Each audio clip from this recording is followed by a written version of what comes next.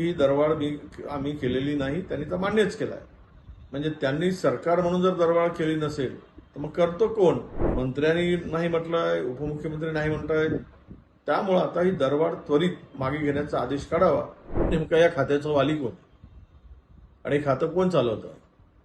उपमुख्यमंत्र्यांना माहित नाही, मंत्र्यांना भाडेवाढ माहित नाही, मग भाडेवाढ केली कोणी? नाही, प्रश्नच नाही. दोघांनी नाही म्हटल्यानंतर ती दरवाढ आत्ताच्या आता मागे घेतली पाहिजेत आणि मंत्र्यांनी तसे निर्देश दिले पाहिजेत, आदेश काढले पाहिजेत की दरवाढ आम्ही केलेली नाही, त्यांनी तर मान्यच केलाय.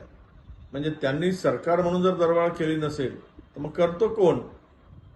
कारण तिथे महामंडळ अध्यक्ष नाही किंवा अध्यक्ष असेल तर सरकारच्या परमिशन शिवाय ते करता येत नाही. म्हणून मला स्पष्ट आमची भूमिका आहे की आता ती मंत्र्यांनी नाही म्हटलंय, उपमुख्यमंत्री नाही म्हणतायत.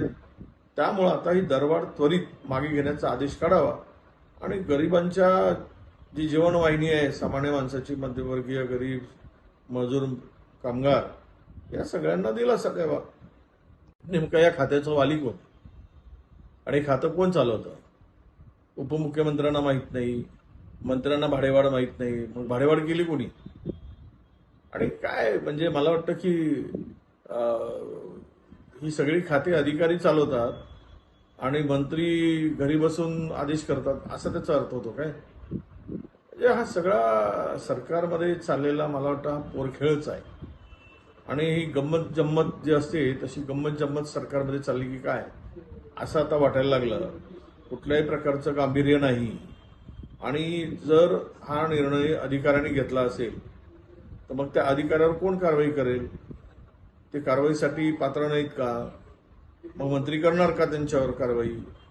असे अनेक प्रश्न उपस्थित होतील. म्हणून मला वाटतं की अंगलट आलं की मी नाही म्हणायचं, चांगलं झालं की श्रेय घ्यायचं, अशी दुपट्टे भूमिकेतून हे सरकारचं एकूण कामकाज सुरू आहे असं माझं मत आहे.